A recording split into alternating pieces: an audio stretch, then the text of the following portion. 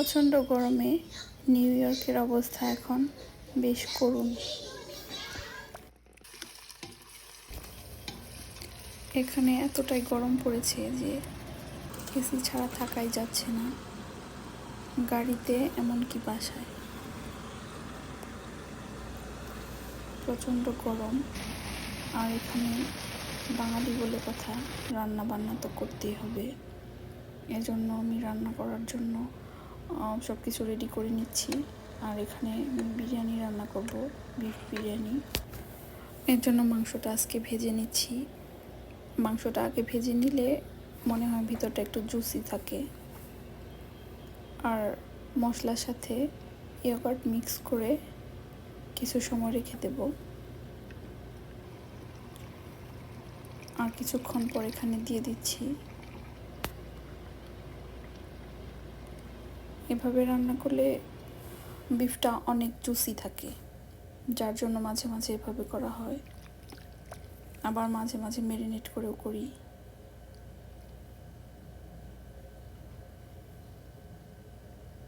আমাদের এখানে এতটাই গরম পড়েছে, এখন রান্না করতে বেশ অসুবিধা হচ্ছে।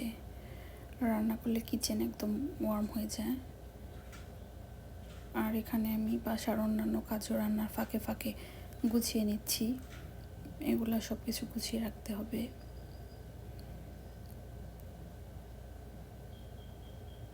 আর ফ্রুটসই সবসময় আমি প্রেফার করি অন্যান্য খাবারের তুলনায়। ফ্রুটসই যেমন হেলদি, আর খাওয়াটা অনেক ইজি বলতে প্রিপেয়ার করা। আর এগুলো ভিজিয়ে রেখে দেব স্যুপ রান্না করার জন্য।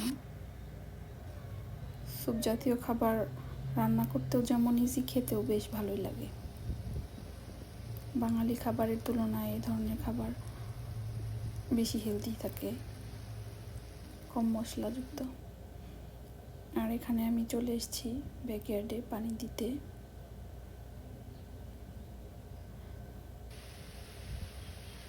প্রচণ্ড গরম পড়েছে, যার জন্য একটু পরপরই গাছে পানি দিলে ভালো, কিন্তু আমার দেয়া হয় না। আর এজন্যই মেবি রাসবেরির সাইজগুলো একটু ছোটো হয়েছে। গাছের যত্ন কম নেওয়া হয়,